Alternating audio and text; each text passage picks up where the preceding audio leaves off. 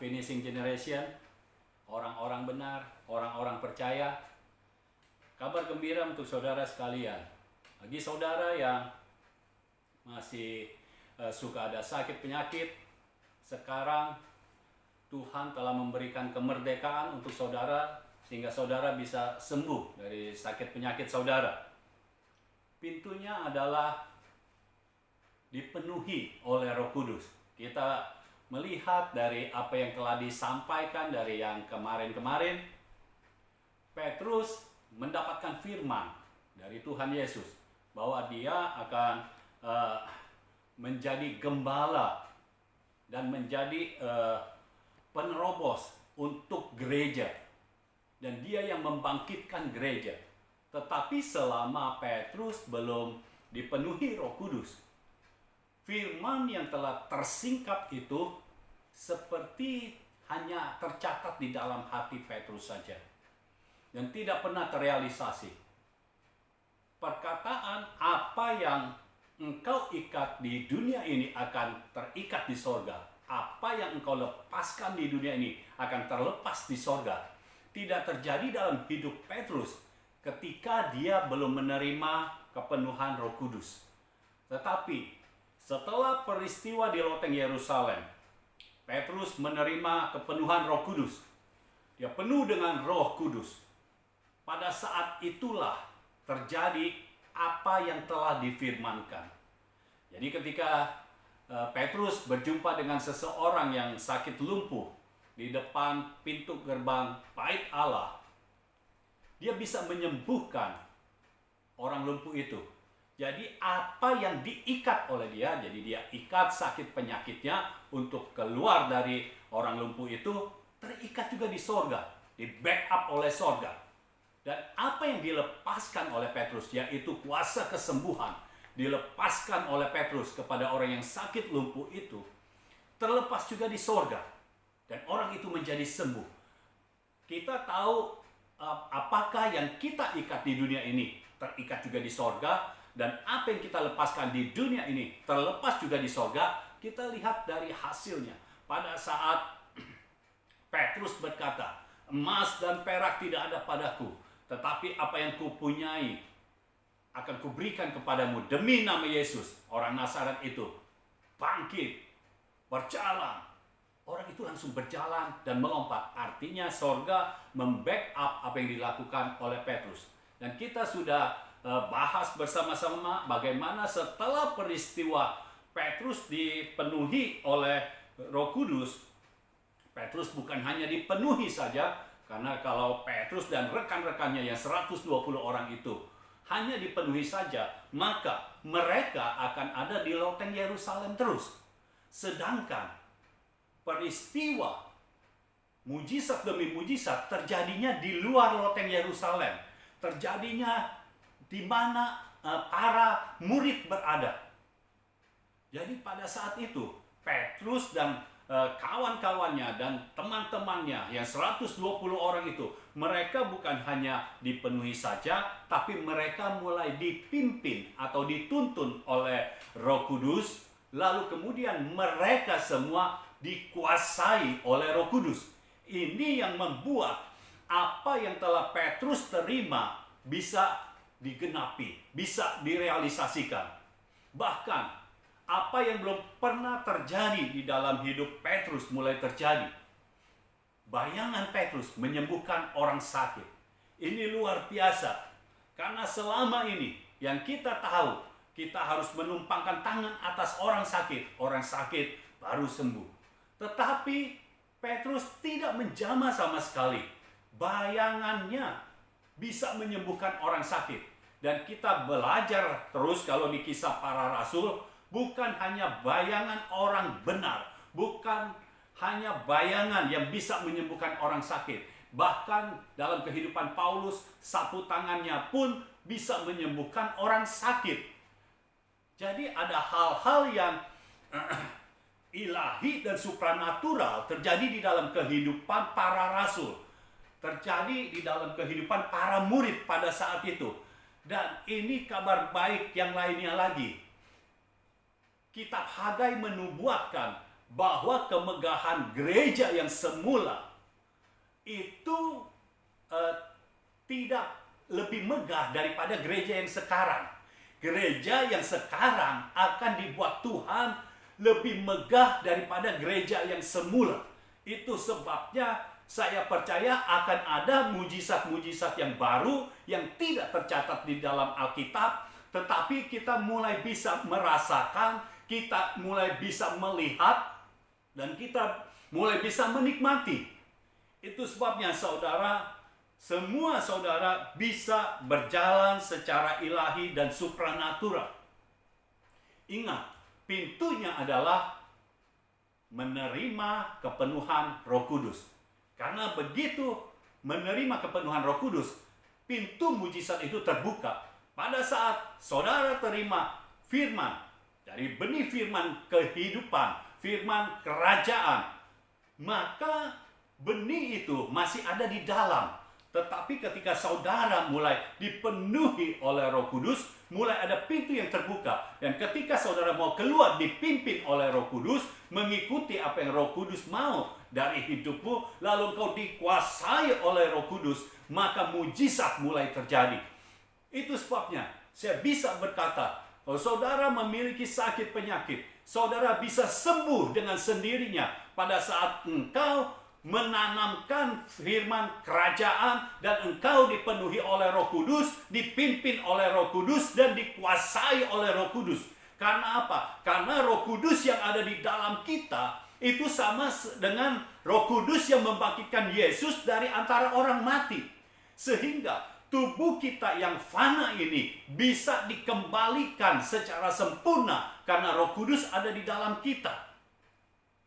Yesus waktu mati dibangkitkan begitu saja. Lalu Yesus dengan kuasa Roh Kudus masuk ke dunia orang mati, di mana di sana Yesus mengalahkan Lucifer, Yesus mengalahkan dosa, dan Yesus mengalahkan maut dan kerajaan maut. Sehingga kerajaan maut dan antek-anteknya, kerajaan maut antek-anteknya, di dalamnya ada sakit penyakit, keputusasaan, ketakutan. Semua antek-anteknya itu tidak berkuasa lagi atas hidup kita. Karena roh yang sudah menang itu ada di dalam kita. Jadi mereka tidak bisa masuk ke dalam tubuh kita lagi, masuk ke dalam kita lagi, karena roh yang sudah menang itu ada di dalam kita. Itu sebabnya firman Tuhan berkata, kita ini pemenang, bahkan lebih daripada pemenang. Nah, saya mau saudara sekalian bisa menikmati apa yang sorga sudah sediakan untuk saudara sekalian. Sayang sekali kalau saudara sudah hidup di dunia ini, lalu sorga sudah menyediakan sesuatu yang luar biasa, mujizat-mujizat yang luar biasa, tetapi saudara tidak bisa menikmatinya. Saudara harus menikmatinya, dan saudara bisa merasakan hidup secara merdeka itu seperti apa. Saudara bisa menikmati semua yang sorga sediakan dalam hidupmu ketika engkau diawali dengan memiliki benih firman kerajaan yang sudah tersingkap, lalu saudara mulai dipenuhi oleh kuasa Roh Kudus, tapi jangan berhenti hanya sampai dipenuhi saja. Beberapa orang Kristen waktu dipenuhi Roh Kudus, dia bersuka cita. Tetapi sayangnya banyak yang berhenti pada saat itu saja. Seharusnya dilanjutkan lagi dengan dipimpin oleh Roh Kudus. Sehingga apa yang dilakukan sudah berbeda jauh dari yang sebelumnya. Melakukan sesuai dengan apa yang diperintahkan oleh Roh Kudus.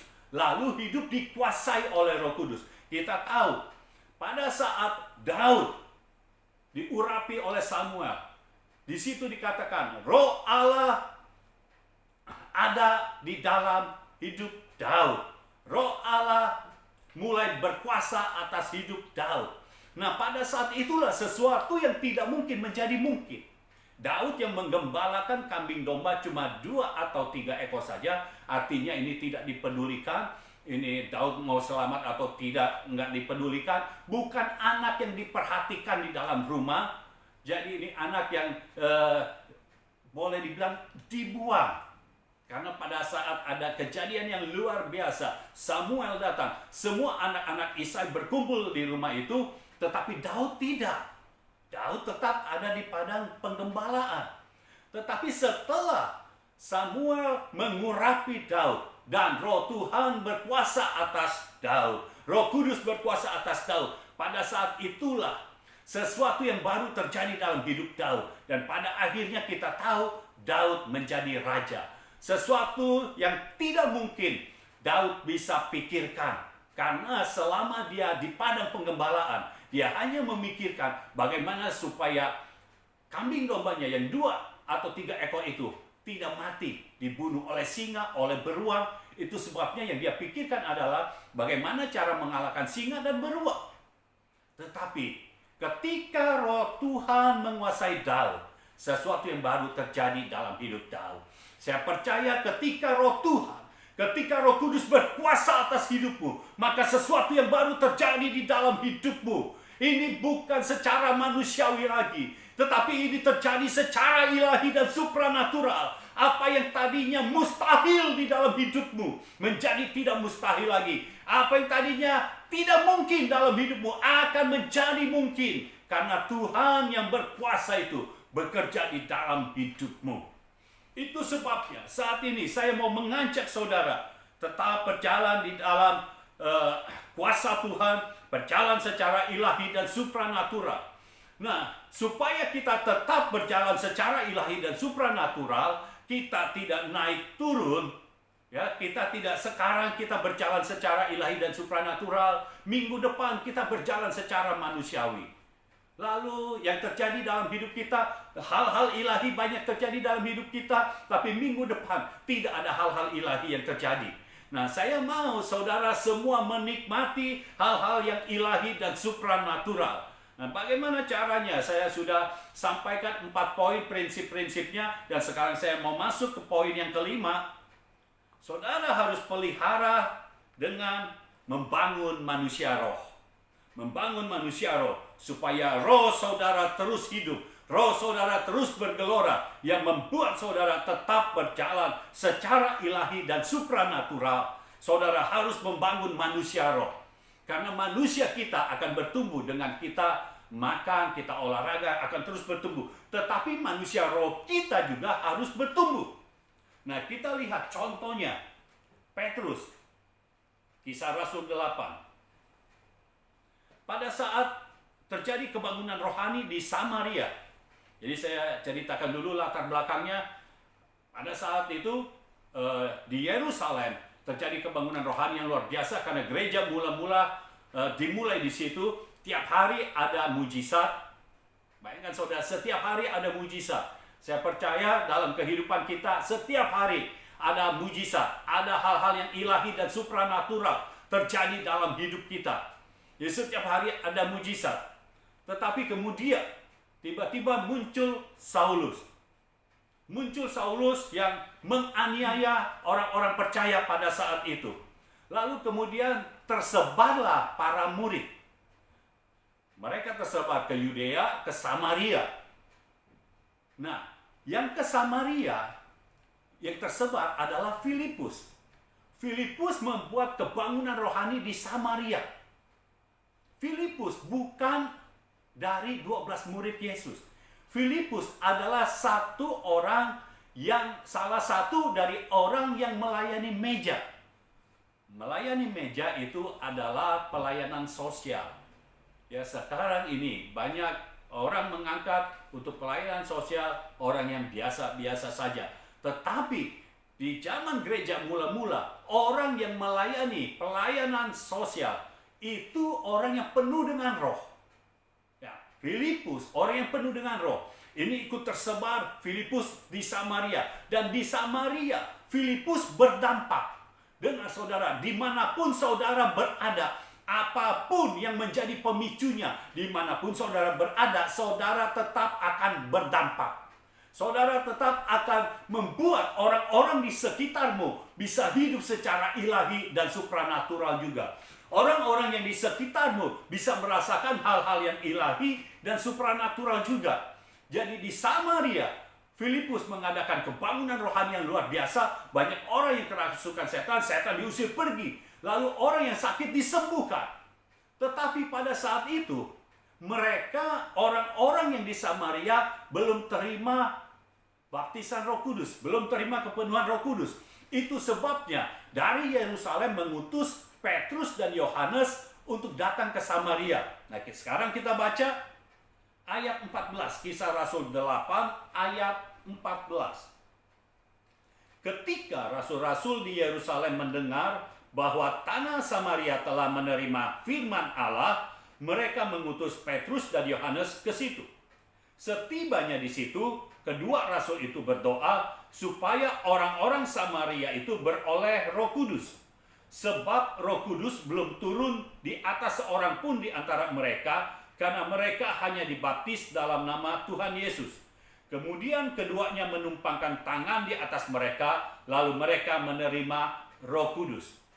Jadi kalau kita melihat kenapa Petrus sangat mementingkan kepenuhan Roh Kudus, karena Petrus sudah mengalami waktu dia belum menerima baptisan Roh Kudus, waktu dia belum menerima kepenuhan Roh Kudus, firman datang dalam hidupnya, tetapi dia tidak bisa berbuat apa-apa. Dalam hidupnya mungkin bisa terjadi hal-hal yang ilahi, tetapi dia tidak bisa berdampak untuk orang lain. Dia tidak bisa punya kuasa untuk mengikat dan melepaskan. Dia tidak bisa punya kuasa untuk menghentikan kuasa neraka. Sedangkan Yesus bernubuat untuk Petrus bahwa kuasa neraka tidak bisa mengganggu gerejanya yang dipimpin oleh Petrus ini. Tetapi pada saat sebelum menerima kepenuhan Roh Kudus, Petrus ternyata tidak bisa apa-apa. Ternyata dia masih bisa digoda oleh pintu gerbang neraka. Itu sebabnya Yohanes 21 dia kembali lagi menjadi nelayan, menjadi penangkap ikan, menjadi penjala ikan, bukan penjala manusia. Dan ketika Yesus datang memulihkan dia belum menjadi penjala manusia, tetapi dia harus menerima kepenuhan Roh Kudus dulu, baru dia menjadi penjala manusia.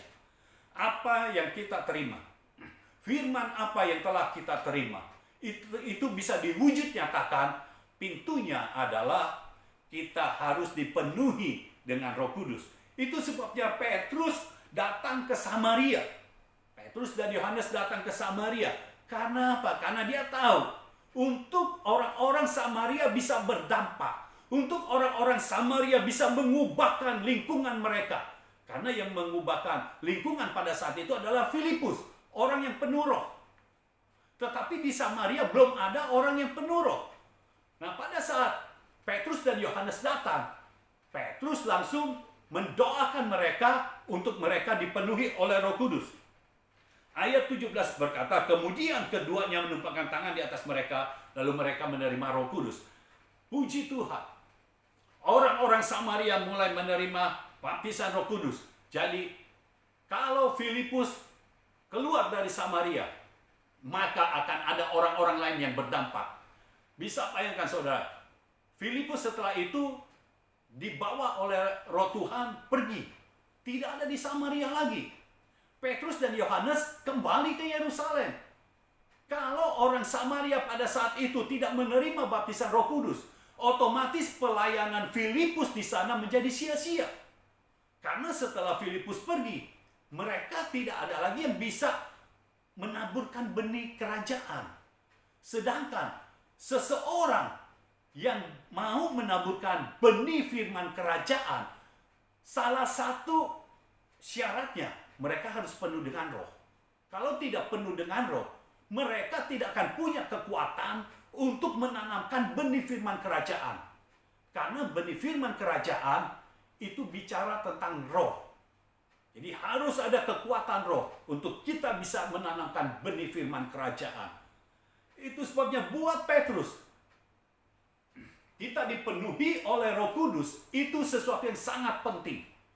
Kalau tidak penting, tidak mungkin Petrus dari Yerusalem keluar ke Samaria. Kita harus tahu, Petrus bukan orang yang suka meninggalkan Yerusalem. Petrus sangat betah di Yerusalem. Ya. Jadi kalau Petrus sudah mau keluar, artinya ini penting. Lalu kita lihat lagi apa yang terjadi dalam hidup Petrus tentang kepenuhan Roh Kudus ini. Kisah Rasul 10 ayat 9. Ini tentang Cornelius. Jadi Cornelius mendapat mimpi atau penglihatan untuk menjemput Petrus, dan orang-orangnya diutus untuk menjemput Petrus. Tetapi sebelum peristiwa itu, Tuhan bekerja terlebih dahulu dalam hidup Petrus. Kisah Rasul 10 mulai ayat 9. Keesokan harinya, ketika ketiga orang itu berada dalam perjalanan dan sudah dekat kota Yope, kira-kira pukul 12 tengah hari, naiklah Petrus ke atas rumah untuk berdoa.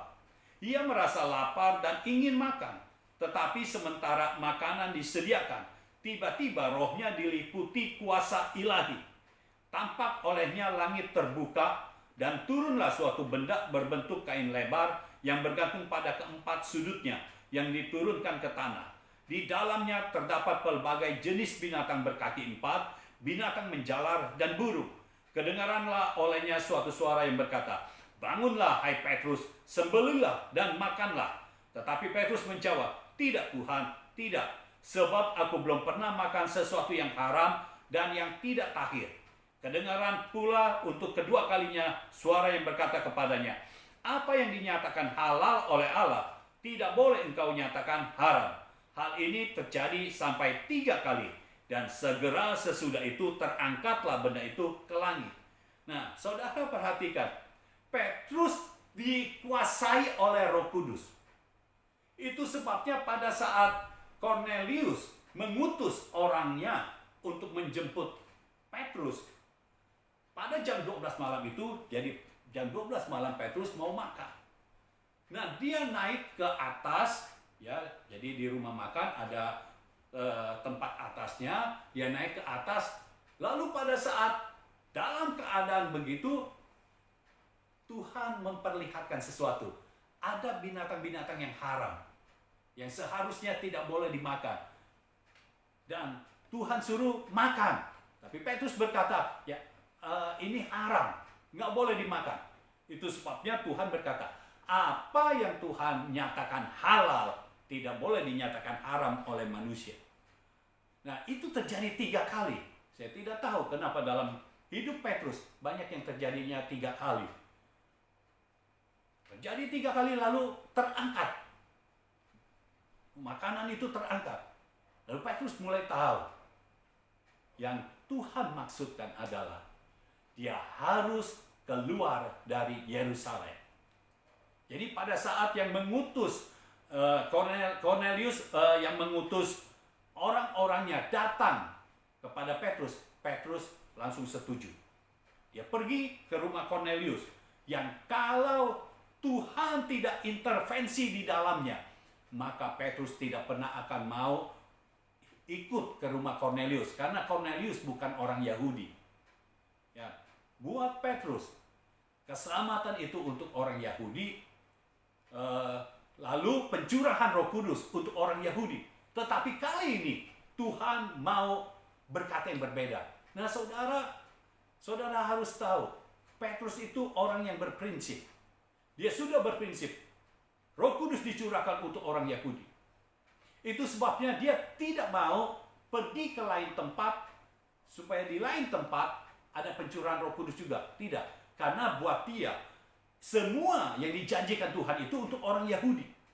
Jadi dia punya prinsip yang kuat. Nah, perhatikan, karena Petrus sudah dipenuhi oleh Roh Kudus dan dipimpin atau dituntun oleh Roh Kudus, lalu dikuasai oleh Roh Kudus, Petrus tidak berdebat dengan Roh Kudus. Ketika Tuhan berkata kepada dia, apa yang dinyatakan oleh Tuhan halal tidak boleh dinyatakan haram oleh manusia, Petrus nurut. Itu sebabnya Petrus ikut ke rumah Cornelius. Nah, saudara perhatikan apa yang terjadi di rumah Cornelius. Ayat yang ke-44 dari pasal 10. Ayat 44.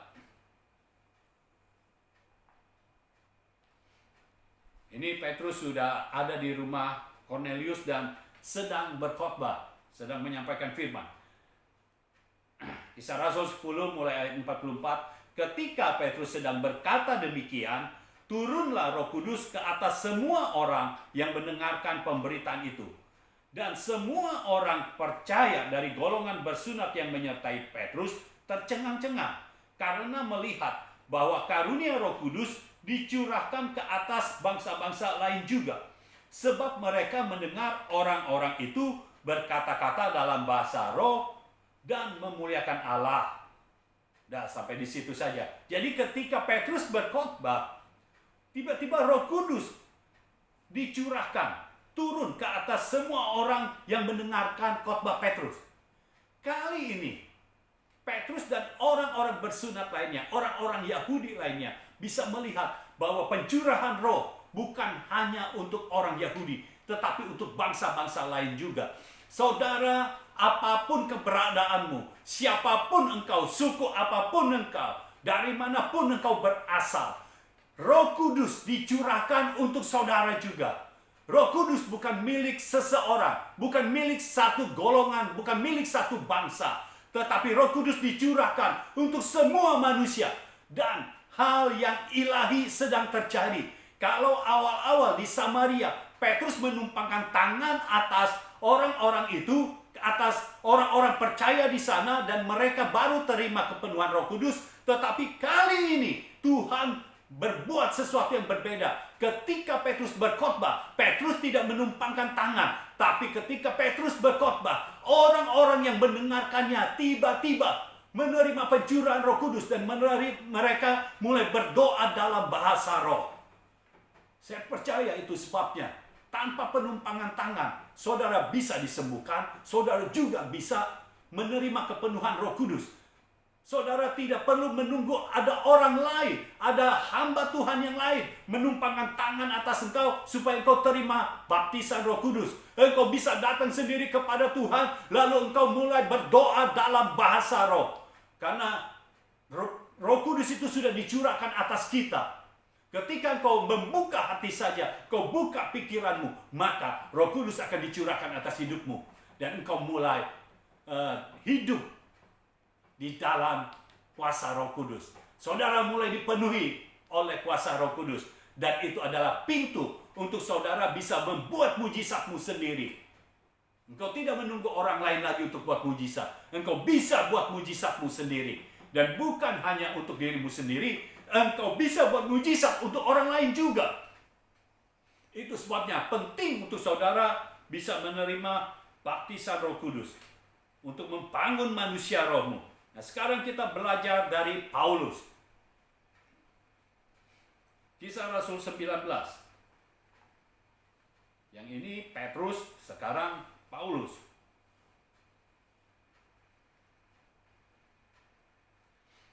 Kisah Rasul 19 ayat 1 sampai ayat 12, kita akan bacakan perikop ini. Kisah Rasul 19 ayat 1 sampai ayat 12.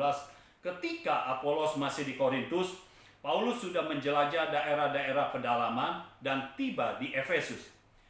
Di situ didapatinya beberapa orang murid. Katanya kepada mereka, "Sudahkah kamu menerima Roh Kudus ketika kamu menjadi percaya?" Akan tetapi mereka menjawab dia, "Belum.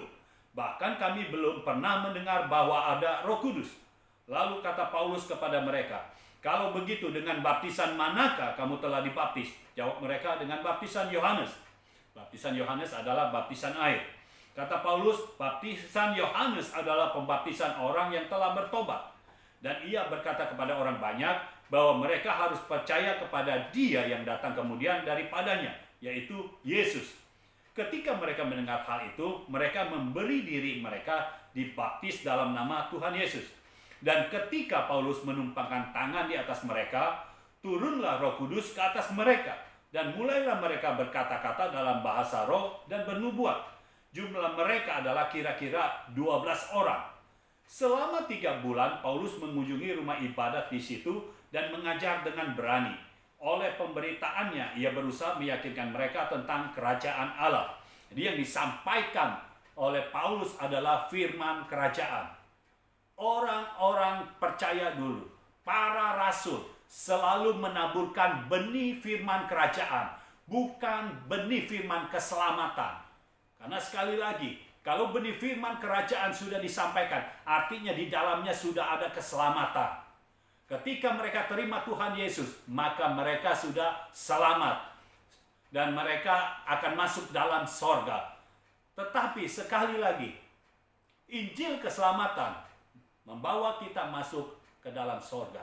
Tetapi Injil kerajaan akan membawa sorga masuk ke dalam dunia ini.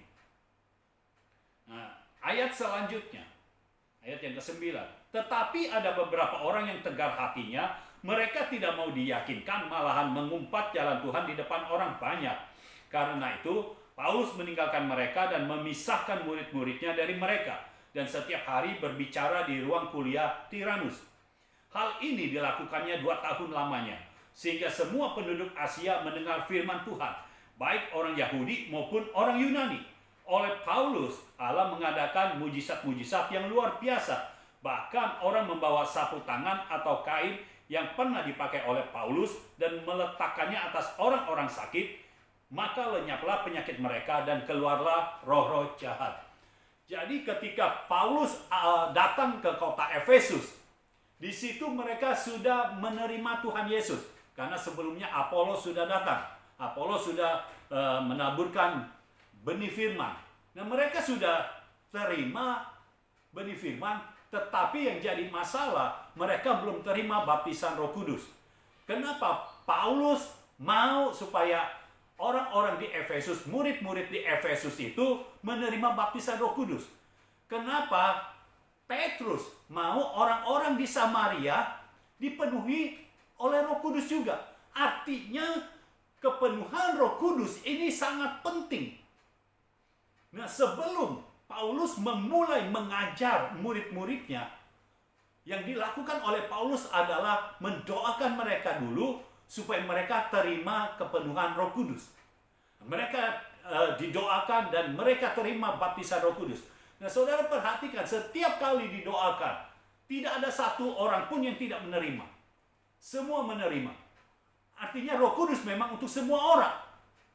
Kuncinya hanya kita perlu buka hati, kita perlu percaya dan terima dengan iman.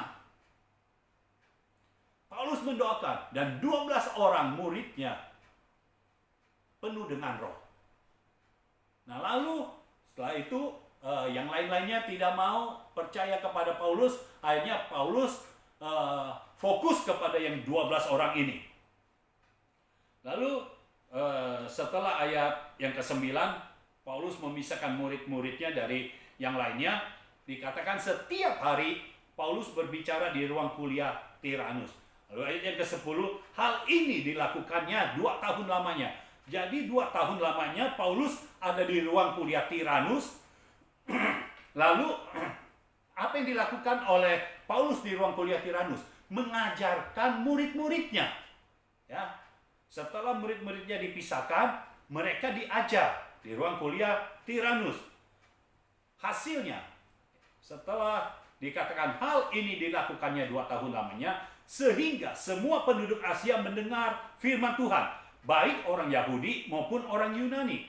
Nah, saudara perhatikan, Paulus melakukannya 2 tahun.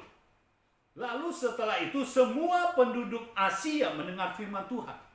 Penduduk Asia, saudara. Dan di Asia banyak negara, banyak bangsa. Nah, apa yang terjadi? Paulus 2 tahun. Sedangkan dikatakan setiap hari Paulus berbicara di ruang kuliah Tiranus. Setiap hari. Artinya Paulus tidak keluar dari ruang kuliah Tiranus. Tetapi selama 2 tahun dia melakukan itu di ruang kuliah Tiranus, tiba-tiba semua penduduk Asia mendengar firman Tuhan. Apa yang terjadi?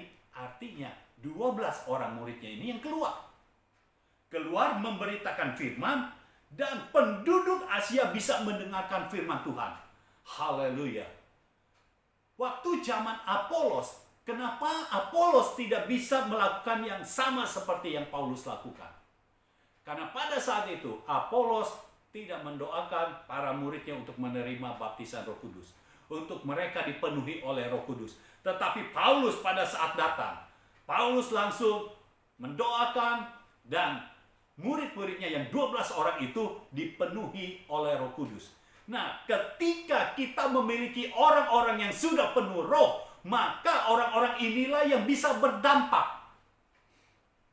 Sama seperti Yesus katakan di Kisah Rasul 1 ayat 8, tetapi kamu akan menerima kuasa kalau Roh Kudus turun ke atasmu. Kalau saudara mau punya kuasa, saudara berdampak bagi orang lain, mau tidak mau, yang pertama-tama harus dilakukan adalah menerima kepenuhan Roh Kudus. Kita harus dipenuhi oleh Roh Kudus untuk kemudian dipimpin oleh Roh dan dikuasai oleh Roh. Nah, Paulus yang setiap hari bicara di ruang kuliah Tiranus bisa membuat murid-muridnya yang 12 orang itu berdampak bagi Asia. Bukan satu kota, bukan satu bangsa, tetapi satu benua. Penduduk Asia bisa mendengar firman Tuhan, baik orang Yahudi maupun orang Yunani. Untuk membuat orang Yunani percaya kepada Tuhan, itu sesuatu hal yang sulit. Kenapa orang Yunani bisa percaya? Artinya, orang Yunani bisa melihat tanda-tanda mujizat. Artinya murid-murid Paulus bawa mujizat sehingga mereka percaya. Orang Yunani itu nggak gampang percaya karena mereka itu penuh dengan filsafat. Dia nggak gampang percaya. Tetapi kalau ada bukti, mereka baru bisa percaya. Nah, kenapa mereka percaya? Ayat yang ke-11 berkata, oleh Paulus Allah mengadakan mujizat-mujizat yang luar biasa. Oleh Paulus, padahal Paulusnya masih ada di ruang kuliah Tiranus. Artinya apa? Memang yang tercatat di dalam roh, Paulus sebagai bapak dari murid-muridnya. Murid-muridnya yang melakukan. Tetapi firman Tuhan mencatat oleh Paulus Allah mengadakan mujizat-mujizat yang luar biasa. Kalau ada mujizat yang luar biasa, artinya ada mujizat yang biasa. Nah, kali ini murid-murid Paulus, mereka melakukan mujizat-mujizat yang luar biasa. Bukan yang biasa lagi. Kalau orang sakit, didoain, sembuh, berarti itu udah biasa. Nah, yang luar biasanya yang apa? Ayat 12. Bahkan orang membawa sapu tangan atau kain yang pernah dipakai oleh Paulus dan meletakkannya atas orang-orang sakit, maka lenyaplah penyakit mereka dan keluarlah roh-roh jahat. Jadi, orang cuma bawa kain yang dipakai oleh Paulus untuk menyeka keringat, sapu tangan untuk menyeka keringat juga, itu dibawa oleh murid-murid Paulus, lalu mereka hanya meletakkan sapu tangan itu atau kain itu atas orang sakit sembuh. Di zaman Petrus, bayangan Petrus menyembuhkan orang sakit. Di zaman Paulus, sapu tangan Paulus menyembuhkan orang sakit. Jadi Paulusnya nggak perlu datang. Cukup sapu tangannya, cukup kainnya. Datang, orang sakit sembuh. Berdampak. Mujizat yang luar biasa. Kalau murid-muridnya doakan orang sakit sembuh. Itu mujizat biasa. Tetapi ada mujizat yang luar biasa. Saya percaya dalam hidup saudara, kalau saudara sudah dipenuhi oleh Roh Kudus, saudara mau dipimpin dan dituntun oleh Roh Kudus, dan saudara mau dikuasai oleh Roh Kudus, maka akan ada mujizat-mujizat yang luar biasa. Mujizat-mujizat yang tidak lazim. Dan saudara bisa melakukannya secara ilahi dan secara supranatural. Karena Tuhan yang intervensi di dalamnya. Paulus tidak melakukan apa-apa. Kainnya itu tidak didoakan. Sapu tangannya tidak didoakan. Itu setelah dipakai. Ya, jelas dikatakan ayat 12, orang membawa sapu tangan atau kain yang pernah dipakai oleh Paulus. Bukannya pernah didoakan. Jadi kainnya tidak didoakan, sapu tangannya tidak didoakan. Dipakai oleh Paulus, dibawa oleh muridnya. Dan itu bisa menyembuhkan orang sakit.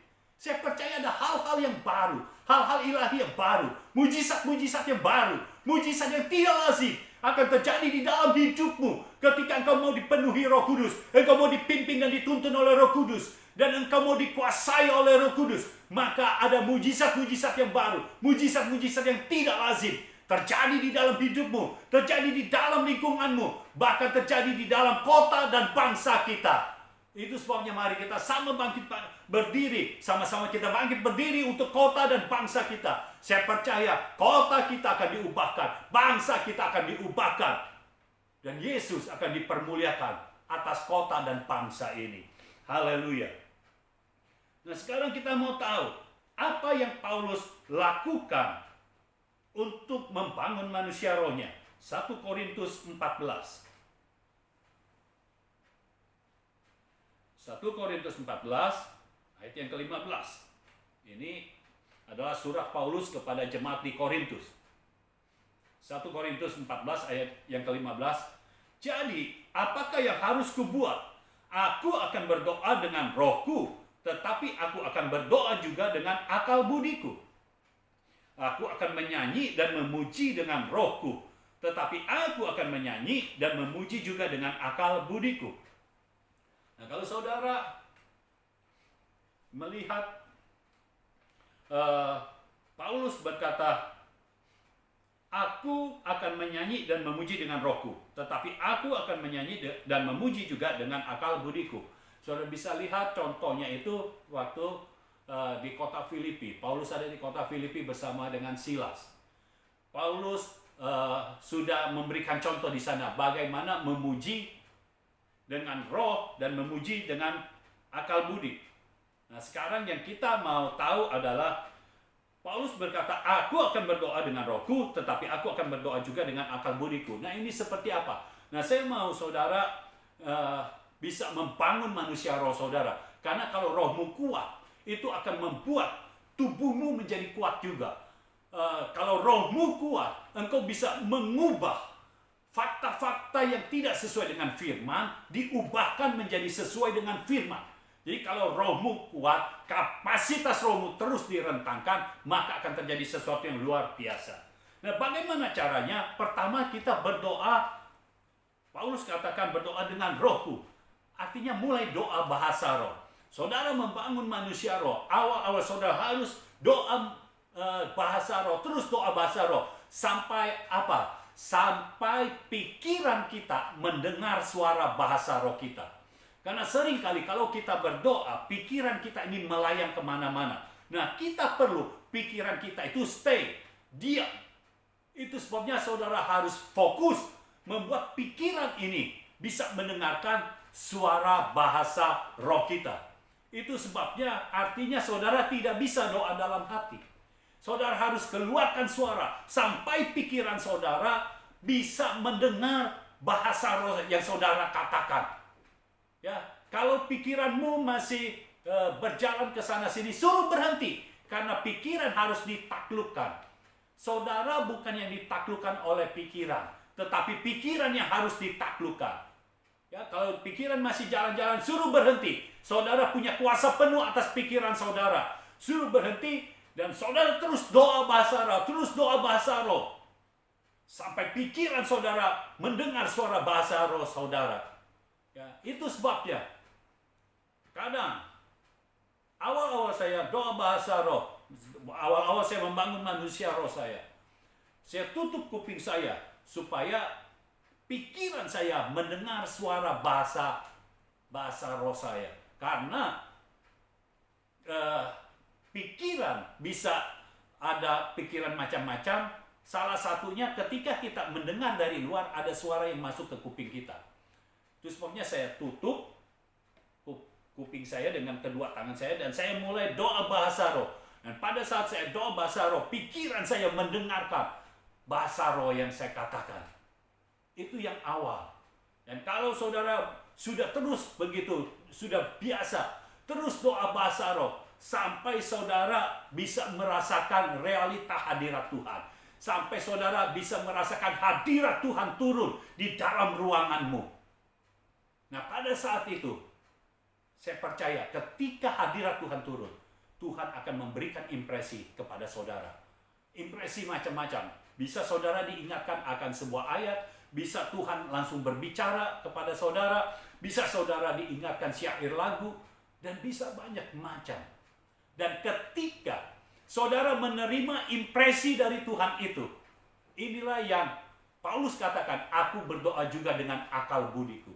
Mulai saudara doa dengan bahasa Indonesia, tetapi dengan pikiran yang menyetujui apa yang engkau doakan, bukan pikiran yang jalan ke sana ke sini. Jadi mulai doakan dengan bahasa Indonesia, mulai berdoa dengan bahasa Indonesia. Lalu kalau sudah selesai bahasa Indonesia, jangan berhenti dulu. Doa lagi dalam bahasa roh. Doa lagi dalam bahasa roh. Kalau ada impresi, doakan lagi dalam bahasa Indonesia. Terus begitu sampai engkau rasa Tuhan tidak memberikan impresinya lagi dan engkau mulai tenggelam dalam hadirat Tuhan. Saat itu kau mulai bisa menyembah Tuhan, mungkin dengan penyembahan, lagu-lagu penyembahan. Saudara bisa menyembah Tuhan dengan pujian dari saudara sendiri. Nah, setelah itu baru saudara bisa berhenti berdoa. Saya percaya kalau saudara terus membangun manusia roh saudara, maka kapasitas roh saudara akan terus direntangkan dan saudara bisa hidup secara ilahi dan supranatural, secara berkesinambungan. Dari sehari ke sehari akan ada hal-hal ilahi dan hal-hal yang supranatural terjadi dalam hidup saudara. Lalu saya mau masuk ke poin yang keenam. Kita tidak bisa hidup dengan kapasitas roh yang stuck, yang diam begitu saja. Kita harus hidup di dalam roh, harus naik ke level berikutnya. Ya. Kita harus merentangkan kapasitas roh kita. Harus naik ke level berikutnya. Supaya apa, saudara? Ketika kita makin merentangkan kapasitas roh kita, maka kita akan memiliki sudut pandang yang sama dengan Yesus Kristus.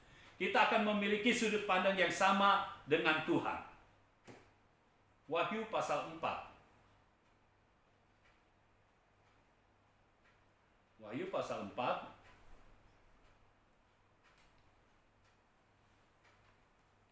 Wahyu pasal 4 ayat 1 dan 2. Wahyu pasal 4 ayat 1 dan 2. Kemudian daripada itu aku melihat sesungguhnya sebuah pintu terbuka di sorga, dan suara yang dahulu yang telah kudengar berkata kepadaku seperti bunyi sangkakala, katanya, naiklah kemari dan aku akan menunjukkan kepadamu apa yang harus terjadi sesudah ini. Segera aku dikuasai oleh roh, dan lihatlah sebuah tahta terdiri di sorga, dan di tahta itu duduk seorang. Jadi saudara, di dalam roh kita harus naik. Malaikat berkata kepada Yohanes, ini penglihatan Yohanes di Pulau Patmos, yang berkata, naiklah kemari. Nah, saudara perhatikan, pada saat Yohanes naik, baru Yohanes bisa menerima apa yang ditunjukkan oleh Tuhan kepadanya. Apa yang harus terjadi sesudah ini. Peristiwa-peristiwa di akhir zaman. Peristiwa-peristiwa sekarang ini. Dan pada saat diminta naik, ayat yang kedua berkata, segera aku dikuasai oleh roh. Kalau saudara dikuasai oleh roh, saudara bisa naik ke level yang berikutnya. Dan pada saat saudara naik ke level berikutnya, firman Tuhan katakan, Yohanes melihat sebuah tahta terdiri di sorga, dan di tahta itu duduk seorang. Nah, kita tahu itu adalah ruang tahta. Kita bisa naik. Pada saat kita naik ke level yang berikutnya, kita bisa masuk ke ruang tahta. Kita bukan berada di loteng Yerusalem lagi, tapi kita bisa masuk ke ruang tahta. Pada saat kita masuk ke ruang tahta, kita bisa melihat dari ruang tahta. Itu sebabnya sudut pandang kita menjadi berbeda. Kita tidak memandang segala sesuatu dari dunia ini lagi, tetapi kita bisa melihat segala sesuatu dari sudut pandang ruang tahta, di mana Yesus duduk dan bertakhta. Dan kita akan ada bersama-sama dengan Yesus. Kita ada bersama-sama dengan Yesus untuk duduk dan bertakhta.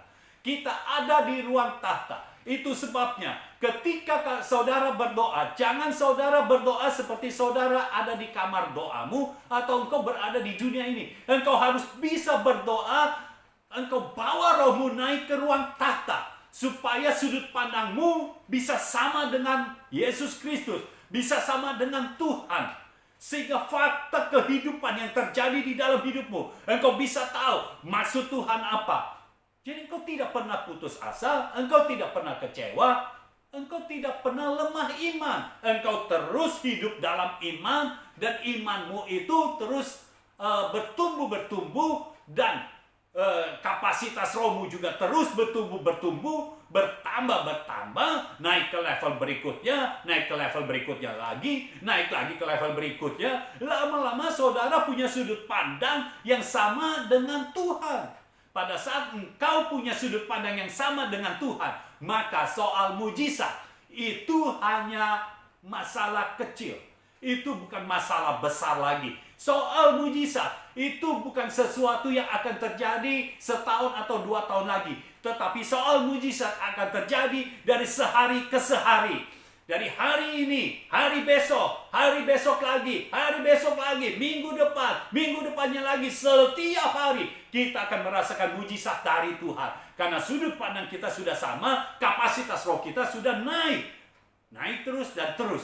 Dan pada akhirnya Tuhan yang akan bekerja di dalam kita. Saya percaya semua saudara yang mau hidup dipenuhi oleh roh. Saudara mau dipimpin dan dituntun oleh roh. Dan saudara mau dikuasai oleh roh. Maka sesuatu yang besar akan terjadi di dalam hidupmu. Tuhan tidak akan membiarkan orang-orang yang hidup di dalam roh untuk hidup di dalam kekurangan, untuk hidup di dalam sakit penyakit. Tidak akan. Karena kuasa roh yang ada di dalam kita itu sama seperti kuasa roh yang sudah membangkitkan Yesus Kristus dan yang sudah mengalahkan kuasa iblis, kuasa dosa, dan kuasa maut. Sehingga kita bisa hidup dalam kemerdekaan. Mari angkat tanganmu, kita berdoa. Di dalam nama Yesus saat ini aku deklarasikan, biarlah engkau penuh dengan roh, engkau dipimpin oleh roh, engkau dituntun oleh roh dan dikuasai oleh roh. Dan saat ini aku bernubuat untuk engkau, segala mujizat yang engkau perlukan terjadi dalam hidupmu dari sehari ke sehari, bukan tahun depan, bukan bulan depan, tetapi mulai hari ini terjadi dari sehari ke sehari. Mujizat demi mujizat terjadi dalam hidupmu, bahkan mujizat-mujizat yang luar biasa, bukan mujizat yang biasa saja, mujizat yang luar biasa, mujizat yang tidak lazim mulai terjadi di dalam hidupmu. Biar hidupmu mempermuliakan Allah, mempermuliakan Tuhan, sehingga dari hidupmu orang-orang bisa melihat Tuhan masih bekerja. Tuhan yang kita sembah itu hidup. Dia layak dipermuliakan, dia layak dimuliakan dan diagungkan. Ya, Tuhan sendiri bekerja di dalam hidupmu. Biar engkau menjadi orang yang berdampak bagi keluargamu, bagi lingkunganmu, bagi kota dan bangsamu. Biar engkau sendiri menjadi orang-orang yang bukan hanya menikmati kuasa Tuhan, yang bukan hanya menikmati mujizat Tuhan, tetapi engkau bisa memberikan mujizat itu kepada orang-orang yang ada di sekitarmu, sehingga orang-orang di sekitarmu merasakan mujizat yang berasal dari Tuhan, merasakan kuasa ilahi, kuasa yang supranatural bekerja di dalam kehidupan orang-orang yang ada di sekitarmu. Saya percaya saudara sedang diangkat naik oleh Tuhan. Pada saat Tuhan mengangkat engkau naik, jangan keraskan hatimu, buka hatimu, biarkan Tuhan bekerja di dalam hidupmu, karena engkau adalah orang-orang yang luar biasa yang mau dipakai oleh Tuhan. Di dalam nama Yesus, terimalah ini semua dan terjadilah di dalam hidupmu. Amin.